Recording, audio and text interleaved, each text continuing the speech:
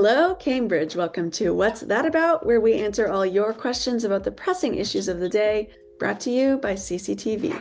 CCTV, we stand athwart history yelling, guys, this seems like a really bad idea.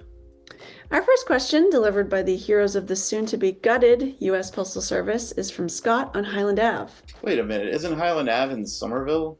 That's right, but they're our next-door neighbors, so let's call it Greater Cambridge?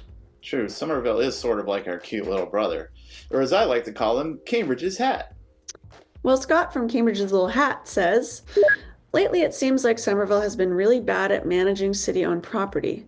They're running the Armory into the ground, shutting down the library during the day, and even kicked your sister organization, Somerville Media Center, out of their longtime home at the old fire station in Union Square with almost no notice. What gives? Wait a minute, they kicked Somerville TV into the street?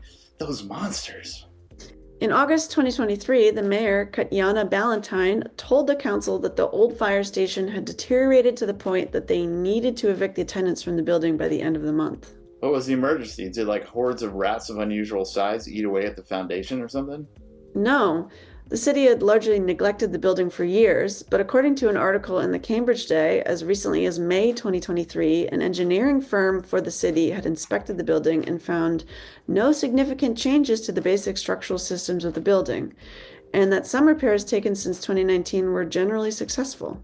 But they still booted them out with less than a month's notice. What? They did, but luckily at the last minute, Somerville Media Center found a new home and are now ensconced at the new Summer Nova development near Aeronaut Brewery.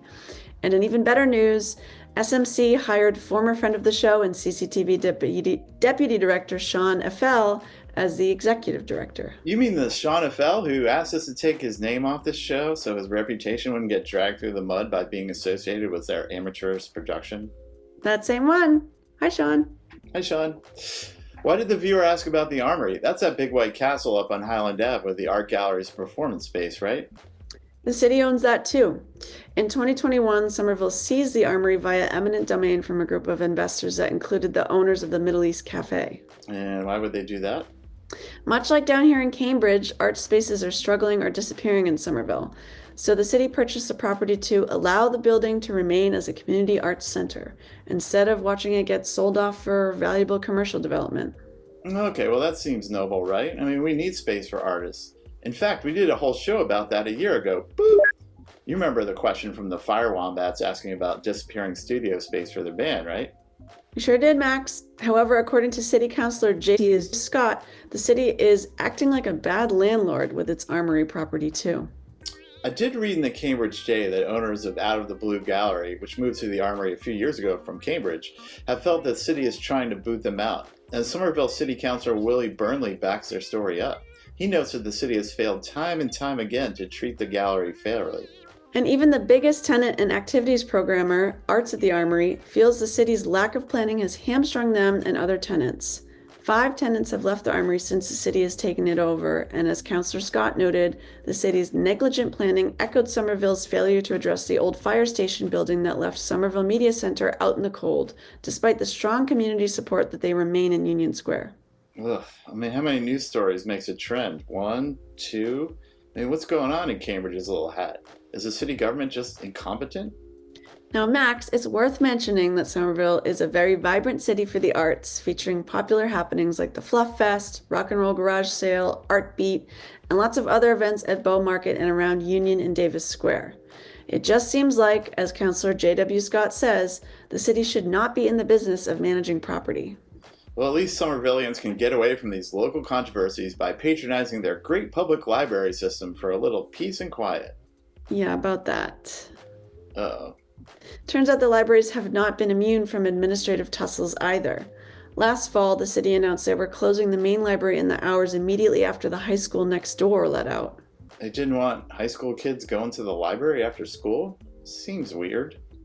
Library workers had reported increasing troubles dealing with the kids for at least a year, including teens throwing firecrackers, making threats to patrons, and starting fights. First responders had been called to the library about 60 times over the past year. The library eventually had to shut down just the teen room because of this, but then in August, the library announced total closures after a staffer was threatened by a student. Wait, the library just decided to close during the middle of the day all on their own? According to the library, staffers had asked for more assistance from the mayor's office but didn't get any help. They did finally inform the mayor ahead of time about the need to close, but parents and some elected officials didn't find out until the day before the school year was starting.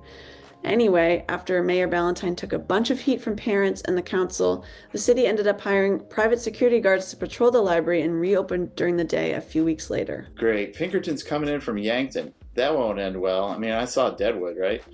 I mean, doesn't Somerville have their own cops or something? Apparently, they're too busy guarding potholes. But so far, things have been quiet at the main library since. However, at the West Branch Library, there's been other trouble that the mayor has been right in the middle of, too. Are there roving bands of firecrackers throwing teenagers in West Somerville, too? In this case, it's staffer Carlos Sanchez, who was found by the city's own HR department to have committed several employment violations, but after serving an 8-month paid suspension, he was reinstated to the same library where his alleged harassment of fellow employees and patrons took place. This led to several library staffers resigning in protest. I saw this one. 3 library employees presented a 5-inch thick binder of complaints against Mr. Sanchez during the investigation. I mean, why would he be brought back to work after that and not fired? It's really not clear. Although his union represented him in the action, they claim it wasn't the union that brought him back. According to union president Ed Halloran, the decision to discipline an employee and the severity of that discipline is solely the city's, which seems to implicate the mayor's office again. Also, Carlos Sanchez appears to be friends with the mayor, posting several selfies with Mayor Ballantyne and bragging about his friendship with her. Wow, something rotten is going on in Denmark. I mean, Somerville. I read Macbeth. The mayor's office in turn hinted that the union was partly responsible, but says it can't comment on specifics of personnel matters. It's worth pointing out that there's an election for mayor this year, so all these issues are going to be hotly contested on the campaign trail. So until next week. We'll see you first.